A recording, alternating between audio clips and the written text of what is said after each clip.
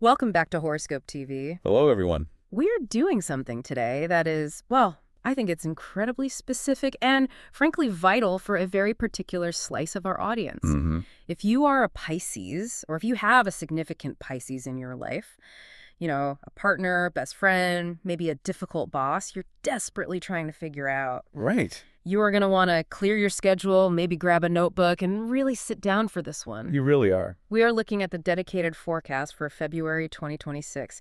And I have to tell you, just looking at the data for this month, the energy is absolutely massive. It's huge. This is not just another birthday season.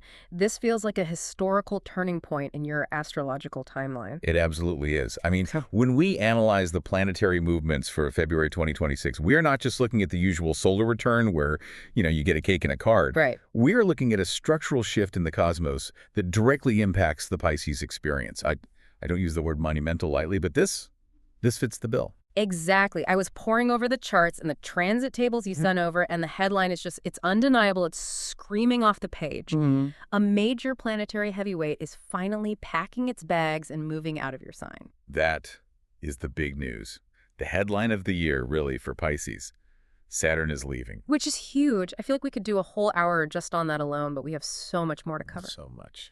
So our mission today is to really unpack what this all means for you. We're going to analyze the transits, the eclipses, and yes, there is an eclipse, and give you a detailed roadmap for, love, career, and spiritual growth. Yeah. Because looking at this data, it feels like this month is a mix of validation for the struggle you've been through for the last 2 years, and then preparation for a much lighter, freer future.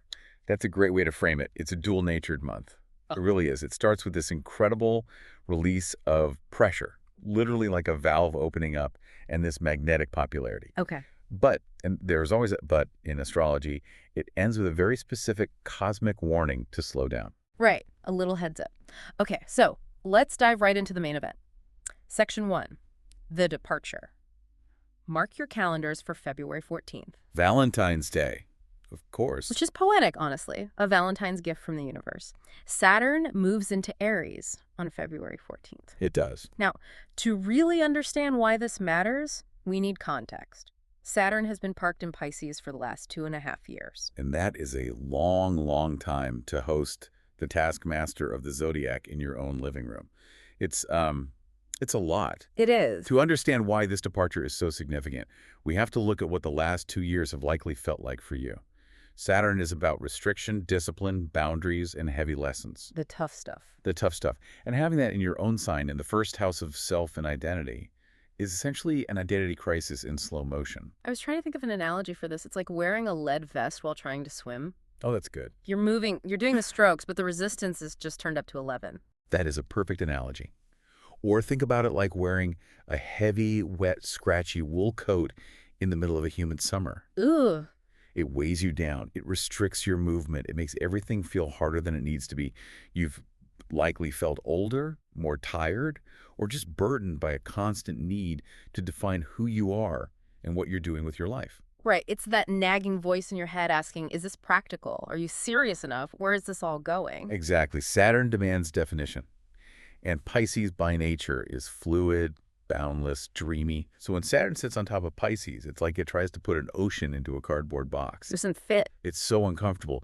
You've probably felt invisible at times or overly criticized or just that the world was demanding a level of adulting from you that felt just crushing. But that's what makes February 14th such a massive vibe shift. When Saturn crosses that threshold into Aries, you're taking that coat off. The relief should be palpable. It really should. It's a physical and psychological release. You have matured so significantly over this period, whether you realize it or not. Saturn doesn't punish without a purpose. It builds structure. So you've spent this time building a more serious, a more resilient version of yourself. But now, How what? now you get to keep the maturity, keep the muscle you built, but you lose the restriction. I love that. You earn the stripes. Now you don't have to wear the uncomfortable uniform anymore. Precisely. The pressure to constantly define yourself is lifting. You're moving forward with a kind of freedom you haven't felt since, late 2023. It's a moment of liberation. So you might actually feel it in your body. Oh, definitely. You might find your physical energy levels spiking, your posture changing, just a general sense of, oh, I can breathe again. Wow. Okay, so that is the background radiation for the whole month. Saturn leaves. But while the heavy boss is leaving the building, the party planners are arriving. Yes. Let's move to section 2, the glow up. This is the fun part. This is the reward for all that hard work. We know the sun returns to Pisces on February 18th, kicking off your birthday season. That always restores vitality and lights up the chart. But what's fascinating here is that the party actually starts before the sun even gets there. It's a very crowded, very happy first house for Pisces this month. It's a party in the first house. It really is. Mercury enters Pisces on February 6th, and then Venus follows on February 10th. Okay, let's unpack the Venus ingress. Venus in your own sign, I mean, that has to be good. It's excellent. It essentially makes Pisces the main character of the zodiac for February. I like that. Venus governs beauty, attraction, harmony, social grace. When it is sitting in your sign, transiting your first house, you become magnetic. So are we officially declaring this the hot girl or hot guy era for Pisces? In astrological terms, yes, absolutely. You are radiating a very specific energy that just draws people in. It's not an aggressive energy. It's compassionate, it's soft, it's alluring. The siren song. It is the siren song. People are just going to want to be around you, and often without knowing why. The forecast mentioned this is a great time to update your look. Is that just, like, superficial advice, or is there a deeper reason for that? No, it connects right back to the Saturn shift. Because your internal self-perception is shifting, remember the heavy coat is gone, you might feel like your external appearance needs to catch up. Uh-huh. The clothes you wore during your Saturn depression or your hard work era, they might not fit the vibe of this new, freer you. So it's like an external ritual for an internal change. Exactly. Buying new clothes, getting a haircut, changing your aesthetic. It's a way of signaling to yourself and to the world that the era of restriction is over. It's about enjoying the sensation of feeling good in your own skin again. And with Mercury there from the 6th, your mind is sharpening, right? At least initially, you're able to articulate this new version of yourself. Correct. Mercury in the first house basically gives you the microphone. You're thinking about your needs, you're talking about your identity, and people are listening. So you've got the words. You have the charm of Venus and the voice of Mercury working in tandem. It's a powerful combination. But, and there is always a but, isn't there? Always. We have to pivot to the spiritual side of things.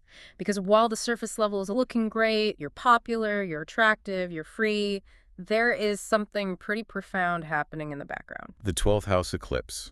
This is the hidden engine of the month. This is happening on February 17th, a solar eclipse in the 12th house. Now, for the listener who might not be looking at a chart every day, let's break down the 12th house. It's the most private, sort of secluded sector of the chart. It is. It's the closet of the zodiac. Yeah. It rules the subconscious, dreams, hidden enemies, hospitals, prisons, and spiritual closure. It's the place where things go to dissolve before they are reborn. An eclipse there sounds intense. Eclipses are usually about new beginnings, but the 12th house is so much about endings. How does that work? Well, it signals a major new beginning, but it's a beginning that happens in the dark, so to speak. Yeah. It's an internal reset. While Saturn leaving is an external shift, the world sees you differently. This eclipse is about how you see yourself when no one else is watching. The data suggests this could manifest as, like, breakthroughs in therapy or sudden realizations about the past. Absolutely. This is the time to clean out the spiritual closet. Old wounds, self-sabotaging patterns, limiting beliefs you picked up during that Saturn transit. The eclipse energy is going to flesh that out. To the deep clean. It is. It's a time for closure. If you want to start this new solar year fresh, you have to let go of the baggage that the eclipse is highlighting for you. It's like doing a deep clean of your house before you threw the birthday party. That's a great way to put it. You can't invite the new energy in if the subconscious is all cluttered with old fears. This is a moment for a massive psychological release. You might cry, you might have weird dreams, but it is all part of the healing. And there's a note here about intuition and hidden enemies. That sounds a little dramatic. It can be. The 12th house also rules things happening behind your back. Because the sun is about to illuminate your sign, the eclipse is kind of doing a final sweep of the shadows. So what's the advice? Trust your gut, period. Ah. If you feel a weird vibe at work, or if you suspect someone isn't being honest with you, do not brush it off. So if something feels off, it probably is. Implicitly, your intuition is your radar during a 12th house eclipse. Mm-hmm. It's picking up on signals that your logical brain just can't see yet. Okay, so we have the relief of Saturn leaving, the glow up of Venus, and the spiritual reset of the eclipse. It sounds like a perfect month. But Hmm. here's where it gets really interesting and slightly chaotic. The universe throws a curveball at the end of February. It wouldn't be a Pisces forecast without a little dissolve into chaos, would it? Fair enough. Section 4, the late month curveball, Mercury Retrograde, Hmm. in Pisces, starting February 26th. Yes. Just as you're enjoying your birthday season, just as you're getting used to this new freedom, Mercury puts on the brakes. Yep. And because it is happening in your sign, the effects are going to be very personal. So what are the symptoms here? We're not just talking about losing your keys. No, it's not just lost luggage. It's brain fog. It's confusion. It's feeling misunderstood. You might find yourself second-guessing your words or feeling like you're trying to walk through a cloud. Like a communication breakdown. A total breakdown. You say one thing, and your partner hears something completely different. Reframing this is important, though. We always talk about retrograde as this big bad wolf, but is it really? Or is there another way to look at it? There is, not necessarily, Mm. especially in Pisces, which is already a dreamy, nonlinear sign. This is a signal to slow down. Think about the pace of the month so far. Saturn moves, Venus enters, eclipse happens. That is a lot of energetic change in, what, 2 weeks? So the retrograde is a built-in rest stop, a cosmic pause button. Exactly. The retrograde is the universe saying, okay, stop, process this. It's a time to review your personal goals rather than pushing forward with new ones. Don't sign the contract. Right. Don't launch the business. Just sit with all these new feelings. And there's a silver lining on February 27th, right? The sun connects with the North Node. That is a beautiful aspect. I'm so glad you brought that up. Even amidst the retrograde fog, the sun illuminating the North Node is a confirmation of destiny. It's a reassuring nod from the cosmos that says, you are exactly where you're meant to be, even if you feel a bit disoriented. Which you probably will. Which you probably will, yeah. However, we can't ignore the tension point on that same day, February 27th. Yeah. Mars squares Uranus. This is the sharp edge of the month. Mars is action and aggression. Uranus is sudden, unexpected electricity. Not a great mix. When they square off, it creates friction. It's volatile. It really is. What are the risks for the listener? What should you be looking out for? Impulsive decisions, clumsiness, accident-prone behavior. You might feel a sudden surge of irritation or anxiety that comes out of nowhere. Or people around you might act erratically. So it's not just you. No, it's snap energy. You drop a glass, you snap at a coworker, you make a rash decision with your money. And there's a specific health warning here, too, regarding substances. Why is that? Yes. Your ruling planet, Neptune, is being joined by Saturn around February 20th, and with the retrograde and the Mars-Uranus square, your sensitivity is at an all-time high. The body and mind are just hypersensitive. So the barrier between you and the world is thin. Paper thin. It is really important to be careful with drugs and alcohol during late February. The fog of the retrograde can become a literal blackout if you aren't careful. Okay. Your tolerance will likely be lower than usual. Just be gentle with your biology. Good advice. Okay, let's shift gears to something a bit more fun, hopefully. Section 5, love and compatibility. This is a huge month for Pisces in love. Huge. With Venus in Pisces starting February 10th, the data says this is one of the best times of the year for attracting love. It is. If you're single, the magnetism we discussed earlier is working overtime. You aren't chasing. You are attracting. I love that. People are falling for that compassionate, empathetic nature that Pisces is famous for. You're radiating the archetype of the ideal lover. And for the coupled Pisces, what does this look like? The relationship should feel lighter. Think about it. For 2 years, you've been under Saturn's thumb. You've been dealing with self-criticism, identity issues, and just feeling heavy. That takes a toll on a relationship. It's hard to be fun when you're having an identity crisis. Exactly. Now that you're freer, you're more fun. The relationship can breathe again. You have more capacity to play and to connect. But we do have to navigate the late month complications. The Mercury retrograde. Right. Miscommunications. Saying things you don't mean. Or silence being misinterpreted. This is a big one for Pisces. Pisces has a tendency to withdraw into the cave when overwhelmed. In late February, with the retrograde, your partner might read that silence as anger or disinterest or a breakup. When really you're just in the retrograde fog. And the Mars-Uranus square could bring sudden arguments Wow. or a sudden need for space. Exactly. The advice here is to use your natural empathy. Feel your way through the confusion because the logic might not be working. Don't try to win the argument with facts. Connect with feelings. Speaking of logic versus feeling, let's talk matches. The data gives us a very clear winner and a very clear loser for February. Yes, it does. Best match, Scorpio. This makes perfect sense. Scorpio is a fellow water sign. They match the Pisces emotional intensity. They get it. Why are they the best for this specific month, though? What's the connection? Because of the depth. Pisces is going through a massive spiritual shift with the eclipse and Saturn leaving. That is deep water. An air sign or a fire sign might find that overwhelming. Scorpio. Scorpio lives in the deep end. They aren't afraid of the shadows you're clearing out. They will celebrate the freedom you're feeling. And the secret weapon. There's always a secret weapon. Psychic link. Since Mercury RX messes up words, you need a partner who doesn't rely on them. Scorpio understands the soul of the situation without words. They can just look at you and know exactly what you're feeling. That's a superpower this month. It's essential. There's a specific transit on February 16th where Mercury trines Jupiter, which brings this beautiful optimism to share with the Scorpio partner. It's a great day for a date night. A really great day. Now, on the flip side, the worst match, Gemini. Uh-oh. Yeah, this is a recipe for a headache in February. Why? Gemini is usually fun. They're social, they're witty. Gemini relies on facts, data, and clear communication. They are ruled by Mercury. But right now, Pisces is in feelings and metaphors mode. And astrologically, Mercury is in its fall in Pisces, meaning it doesn't function logically there. So Gemini is trying to get a straight answer, and Pisces is writing poetry. Essentially, yes. The conflict is that Gemini tries to dissect the words, while Pisces being vague and intuitive. It frustrates the Gemini to no end. I can see that. And with the first quarter moon in Gemini on February 25th, right before the retrograde, that tension just peaks. Gemini will feel anxious and rushed, and they will make Pisces feel pressured and misunderstood. It's a clash of operating systems. Exactly. It's like Windows trying to talk to Mac without a converter. Got it. Good to know. Steer clear of the twins if you want peace this month.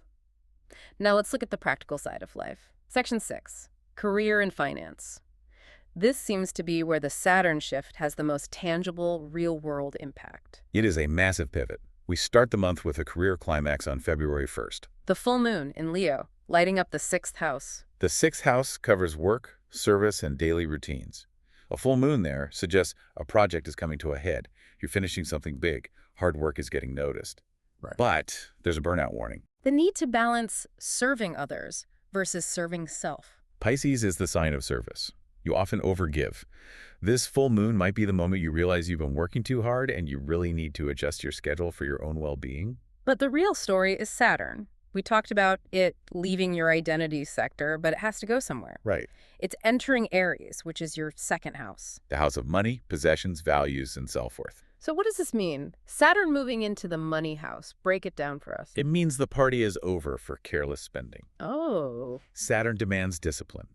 You are entering a 2.5-year cycle where financial responsibility is mandatory. That sounds not fun. It can be rewarding.